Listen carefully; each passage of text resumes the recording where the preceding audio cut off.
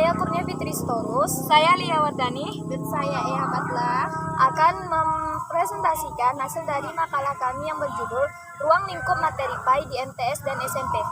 Check it out! Pengertian.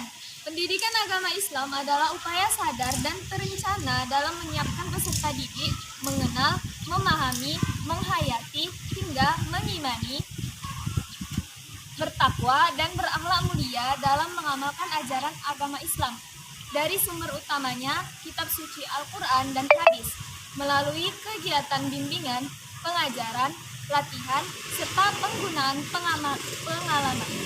Mata pelajaran pendidikan agama Islam itu keseluruhannya terliput dalam lingkup Al-Quran hadis, keimanan, akhlak, dan fikih atau ibadah.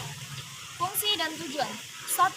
Pengembangan keimanan dan ketakwaan kepada Allah Subhanahu wa taala serta akhlak mulia peserta didik seoptimal mungkin yang telah ditanamkan lebih dulu dalam lingkungan keluarga. 2. Penanaman nilai ajaran Islam. 3. Penyesuaian mental peserta didik. Tujuan pendidikan agama Islam di SMA. Tujuan pendidikan agama Islam di SMA untuk menumbuhkan dan meningkatkan keimanan melalui pemberian dan pemupukan pengetahuan, penghayatan, pengalaman, serta pengamalan peserta didik tentang agama Islam.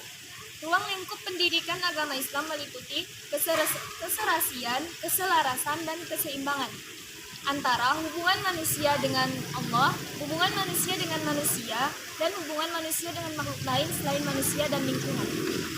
Adapun ruang lingkup pendidikan agama Islam di SMA berfokus pada aspek Al-Quran dan hadis, keimanan, syariah, akhlak, dan tarikh.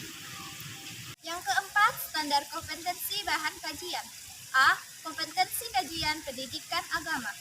Siswa beriman dan bertakwa kepada Tuhan yang Maha Esa, berakhlak mulia, berbudi pekerti luhur, yang tercermin dalam kehidupan pribadi, dalam bermasyarakat, berbangsa, serta beragama, memahami, menghayati, mengamalkan ajaran agamanya, serta mampu menghormati agama lain dan kerangka kerukunan antar umat beragama. Kemampuan-kemampuan yang tercantum dalam komponen kemampuan dasar ini merupakan penjabaran dari kemampuan dasar umum yang harus dicapai di SMA, yaitu A.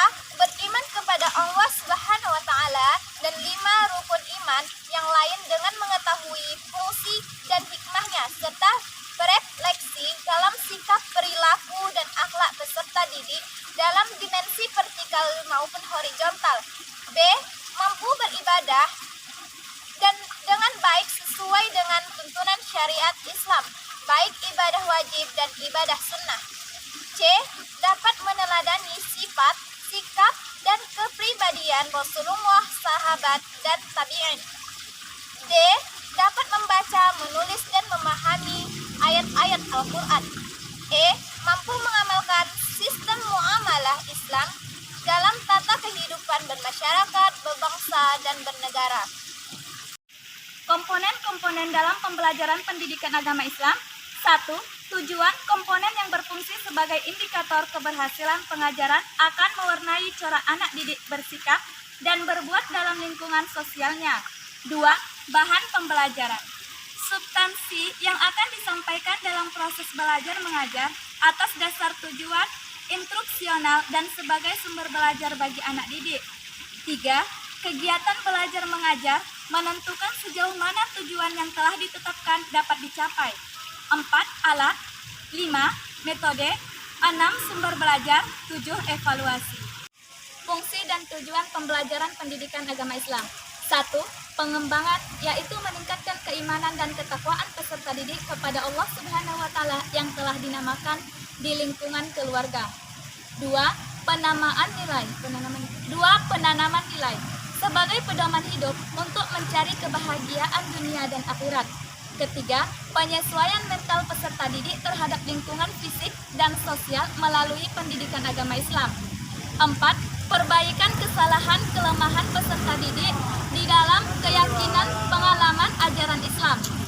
Kelima, pencegahan peserta didik dari hal negatif yang akan dihadapinya. Keenam, pengajaran tentang ilmu pengetahuan secara umum. Ketujuh, penyaluran untuk memahami memahami pendidikan agama kelembagaan yang lebih tinggi. Tujuan pembelajaran pendidikan agama Islam. Menurut Ahmad D. Marimba, tujuan akhir pendidikan agama Islam adalah terbentuknya kepribadian Muslim. Tujuan ini identik dengan tujuan hidup setiap Muslim, yakni menjadi hamba Allah yang dinyatakan dalam Quran Surah Az-Zariyat ayat 56 dan Quran Surah Al-Baqarah ayat 201. Demikianlah hasil video dari makalah kami. Terima kasih sudah